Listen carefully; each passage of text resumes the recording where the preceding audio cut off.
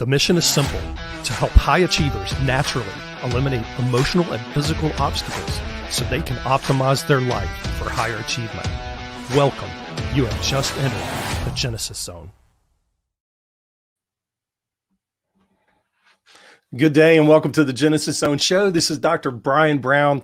Thank you for taking time out of your busy Thursday schedule to join us right here, right now.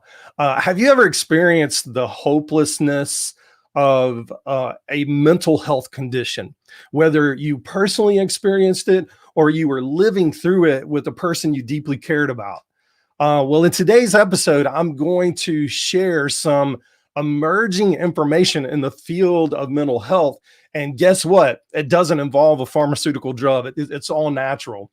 So I'm super excited to be revealing this. I've hesitated for a long time to jump into this arena because as you'll see here in just a second, it's a bit controversial. So we're going to talk about that today and get started. So let's jump into today's content. Just today, there was a study published in the journal Brain Communications.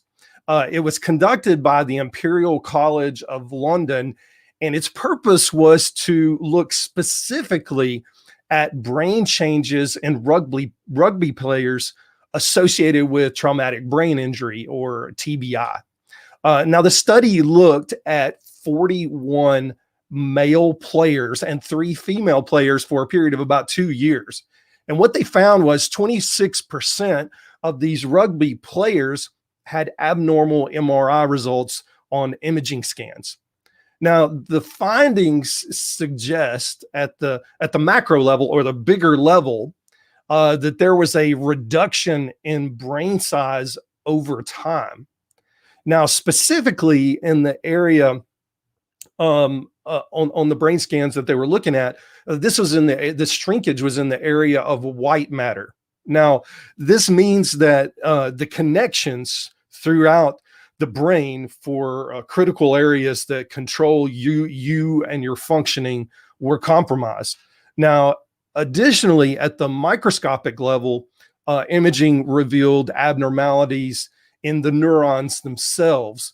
And those changes, all of these changes were seen in players that both had recent head injuries and those that had not had recent head injuries. So there was this stark contrast between, okay, we're seeing these changes in the brain scans for people that have had immediate head injury and those that have been 2, 3, 4 years out from a head injury. Okay.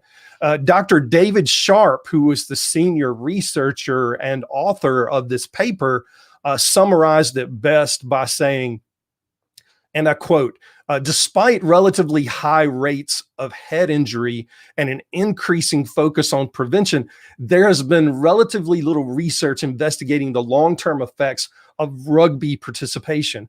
More objective measures of the effects of sporting head injuries on the brain are needed to assist with assessment and management of individual players. Our research using advanced MRI imaging suggests that professional rugby participation can be associated with structural changes in the brain that may be missed using conventional brain scans. What is not clear at this stage is the long-term clinical impact of these changes. Further research is needed to understand the long-term implications of repeated head injuries experienced during a rugby career and to provide more accurate ways to assess risk for an individual. Now, with all that, with that quote, and it was a long quote, so thanks for hanging in there with me, I would argue that what Dr. David Sharp is saying here would also hold true for any sport that involves head trauma or hitting heads or using your head as a weapon, i.e. American football. Okay. So I've said for years, and we're seeing European football or soccer grow tremendously worldwide, especially here in the United States. And I think what we're finding is, parents are saying, I don't want to put my kids in a sport that necessarily causes them to have, brain injury, brain trauma over time. Listen, I've got some guys that I've treated as young as, 19, 20, 21 for head trauma issues that are playing in really, really, really small college venues. And they have significant head injury, and they're not doing this for a career. They're doing this because it's scholarship, and they're using that to pay their way through college. So I think we're going to have to take a look at, okay, how important is this to us? Are we creating health issues for this person long term, whether they're playing rugby or American football? Are we creating health issues that are going to follow them the rest of their life and interfere possibly with their career choice that they're going into later on in life if they choose to do that? But this particular study was looking at professional rugby players, and I would venture a guess that, with the studies that we've had done on professional American football players, the data was a little iffy, so to speak. So I really appreciate the fact that the UK has started looking at these rugby players. So why should we even care? The number of rugby players in the world comprises such a low percentage of athletes, right? So why should we care? Well, we only have to look at the collaborative agency or agencies involved in this study to find out why we should care. So one agency that was in collaboration with this study was the UK Dementia Research Institute. Now, you have to ask, why were they involved? This was a sporting traumatic brain injury study. Why was the UK Dementia Research Institute involved? Here's why. Because the similarities in detrimental brain changes between chronic repetitive head trauma and dementia patients are irrelevant. Okay, now with that in your mind, let's shift gears. I want to briefly mention another study that came out yesterday that's probably going to strike a little bit closer to home. Okay, so if you've kind of glazed over with American football and rugby and head trauma and so on and so forth, the point there was it's eerily similar to dementia. All right. Now, this is what's going to hit closer to home. And this one's going to be really quick. It's going to be brief. But I think it's going to be a shocker to most of the listening audience. The University of South Australia conducted a study with 17,702 participants between the ages of 37 and 73. Now, they found that participants in the study who drank more than 6 cups of coffee per day had a, drum roll, please, 53% increased risk of developing dementia. Whoa, that's crazy. Now, a cup of coffee is a 6-ounce cup. I don't know many people who only drink a 6-ounce cup of coffee. So if you're the 10 to 12-ounce drinker, you have to consider that you're moving closer and closer to that 6-cup limit per day. And if you're one of those Starbucks fanatics that goes in and gets the venti size coffee or the Trenta size coffee, God forbid, then you're well over 6 cups of coffee.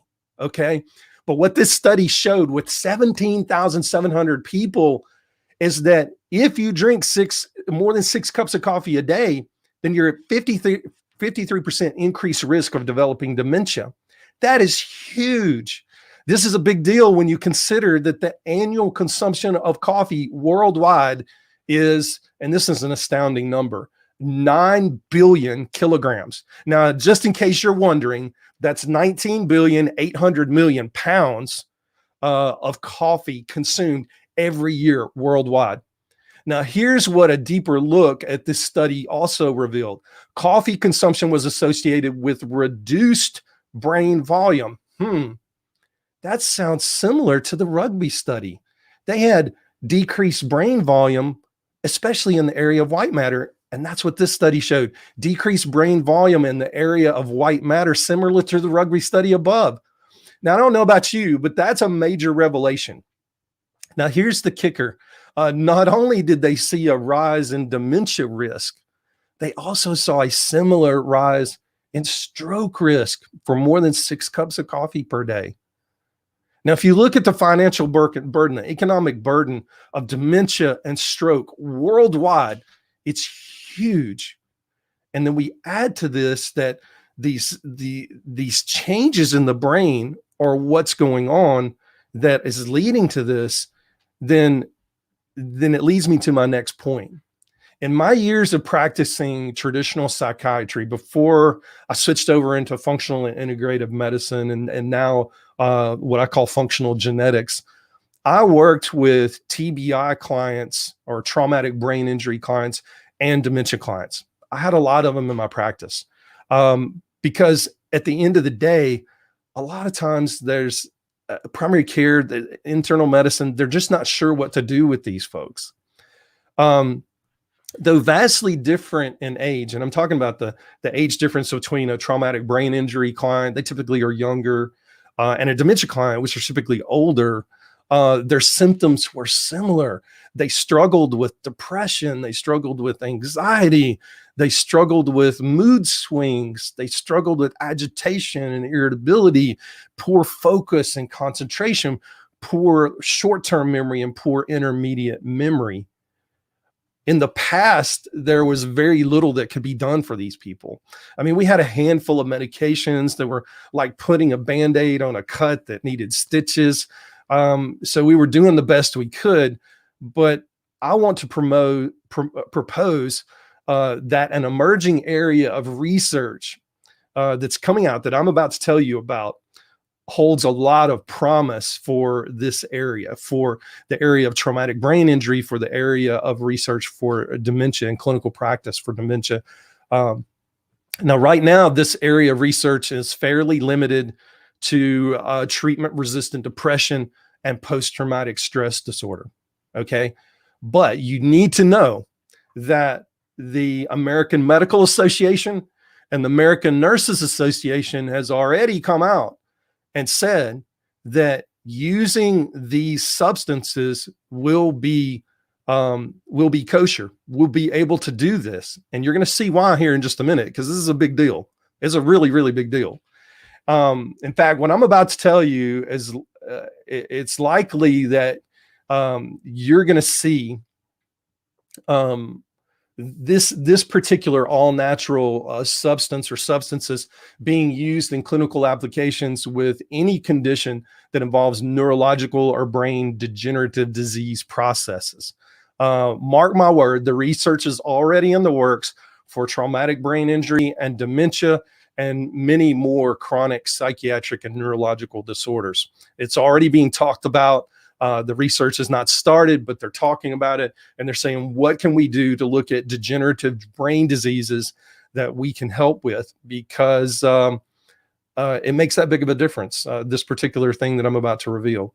It's only a matter of time before that happens. So what is this million-year-old natural therapy that's going to be the next mental health revolution? It's mushrooms, okay? More specifically, psychedelics. And I know that catches a lot of people off guard. And I've been one of those people that's like having to take a step back clinically and it's like, whoa, wait a minute, this is an illegal drug.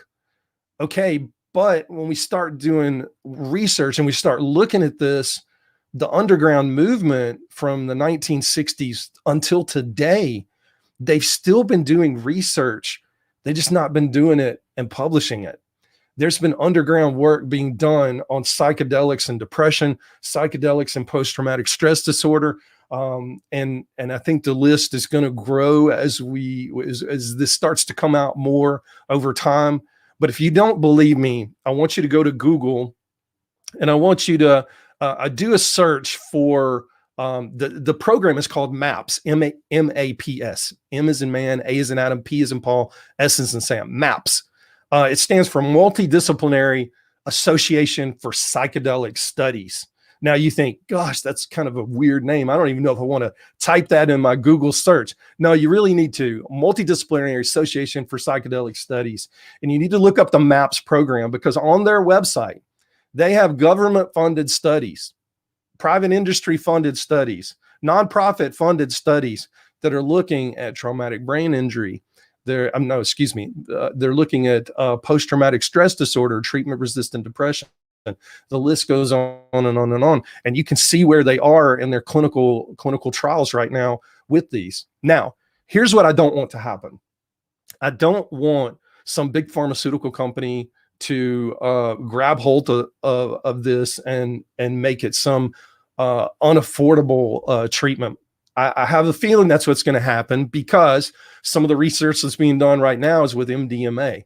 Okay, MDMA is a synthetic psychedelic which can be manufactured and unfortunately eventually could be patented. Okay, so it's probably going to happen, but the research that holds true for MDMA is looking like it's going to hold true for psilocybin or mushrooms. All right. So this million-year-old therapy is potentially going to be turned into a big pharmaceutical drug. What will they do with the million-year-old therapy, the mushrooms? It'll probably be vilified. However, you're seeing some cities in the United States, and this was interesting data. Right now, I think there are 5 cities in the United States that have decriminalized psilocybin. And what you're seeing in these cities, you're seeing mental health practitioners learning how to do psilocybin assisted therapy modalities to treat post-traumatic stress disorder, treatment-resistant depression, in some cases, anxiety disorders, panic disorders, those types of things. So we're right here at the cusp of a major paradigm shift in mental health treatment. I'm not sure which way it's going to go, okay, to be quite honest with you, because on the one side, we do have the Big Brother network, the Big Pharma network that has a lot of power and control, and they have the potential to take something and do good work with it, but to make it so unaffordable that, you know, our insurance premiums go up, or if you don't have insurance, you can't afford to have it done. When in reality, there's a natural therapy called psilocybin and mushrooms, the psilocybe genus or family of mushrooms that actually will help with that. Okay. Now, I can't believe I'm standing here talking to you about mushrooms because right now they are illegal. But like I said, there are 5 cities in the United States that have decriminalized it. You're starting to see clinics open up, and you've already had the American Medical Association and the American Nurses Association release statements saying, if a clinician wants to go for training to learn how to do this clinically, we support that, and we support you doing it clinically as long as it's legal to do in your geographical area. So with that being said, that is a major shift in the political atmosphere for clinicians moving forward and working with clients to do this type of work. So that's what I wanted to talk to you about today, is just put it out there so that you're aware, because the more awareness that we have, the more that we can start to spread the word and get the help for either ourselves or get the help for those that we love, that we're walking through this journey with them, whether it be, you know, treatment-resistant depression or anxiety or traumatic brain injury or dementia or post-traumatic stress disorder, you know, whatever animal, whatever beast you're dealing with, we can have an awareness. And this awareness raises this vibrational state of the entire planet. And when we start to move into this place where we can say, okay, we can help a person heal, because what the MAPS study showed, this is crazy. And I'm going to read this to you. I'm going to pull it up. This was a study that was just released this week. It was amazing. And this comes out of Yale University, by the way. Okay. So the title of this particular article in Yale News, I didn't want to pull out the actual study because it's a little bit boring. I want you to be able to relate to this. But in Yale News, the title of this particular article was called "Psychedelic Spurs Growth of Neural Connections Lost in Depression." Okay. Now, the lead researcher there was Dr. Alex Kwan, Kwan, and this is a quote. Okay. Well, before I get to the quote, let me read this. In a new study, Yale researchers show that a single dose of psilocybin, okay, this wasn't a daily dose for 6 months or 3 months or 6 weeks. This was a single dose of psilocybin prompted an immediate and long lasting increase in connections between neurons. In other words, when they conducted the study and they saw this one dose cause this change, they remeasured it a month later and they saw the change was still there. So at minimum, and we got to look at this long term, but at minimum, one dose has a 30-day effect. And here's what they saw. This is the quote from Dr. Alex Kwan. We not only saw a 10% increase in the number of neuronal connections, but also they were on average 10% larger. So the connections were stronger as well. I mean, think about that. This is huge. This goes back to the rugby study. This goes back to drinking too much coffee and this white matter shrinkage. And when we're talking white matter shrinkage, we're talking, 4, 5, 6, 7, 8, 9, 10%, 12% over time, 13% over time. And what Dr. Kwan is talking about here is that we see this 10% increase in the number of neuronal connections. It doesn't necessarily mean a 10% increase in volume and brain size in the white matter areas, but what it does mean is these damaged neuronal connections may actually be able to be repaired. And not only can they be repaired, but they may be able to be repaired with one dose that lasts at least up to 30 days. Now, I think you're going to find that one dose, and we're seeing some of this in the underground research that's starting to come out, where people were working with post-traumatic stress disorder patients and chronic, previously untreatable depression, that they've been everywhere. They've tried every antidepressant. They couldn't get help. So in this underground movement that's been going on, we've seen that work with post-traumatic stress disorder and major depressive treatment-resistant major depression. And here's what they found. One treatment of psilocybin can last 12 to 18 months. Now, that has not been published, okay? This is all anecdotal and it needs to be studied. But we have universities like Yale University that are starting to look at this. This is absolutely amazing. And it's revolutionary for the field of neurology and psychiatry, because previously we've only had these Band-Aids that we had to be able to treat people. Now we've got something that can literally regrow neurons, really recreate neuronal connections, and not only recreate neuronal connections and repair neuronal connections, but can make them stronger than they were before. I mean, this is huge, people. And I don't know how to emphasize enough that it's huge, but this is huge. And I think you're going to see more over the coming months and years. You're going to hear more now that you're tuned into psychedelics and psilocybin, MDMA. You're going to start hearing it in the news. You'll be aware of it and you'll start hearing it. And it's going to be eye-opening what we're about to see in the coming year or two or three when it comes to God, dare I say, psychedelics in psychiatry treatment. But you think that makes no sense. Why would I want to induce somebody to have hallucinations with a psychedelic when I'm in psychiatry and I'm trying to avoid people having hallucinations or treat hallucinations? It's not like that. They're using lower doses. They're using controlled environment. And there's a whole protocol that's followed. It's a very strict protocol, actually. And guess where these protocols come from? They come out of the underground movement that's been going on since the 60s, this research that never stopped. And we're talking about some major MD/PhD researchers that have been doing this research under the radar for years, and just now starting to come out and talk about it. So this isn't new stuff. This is old stuff.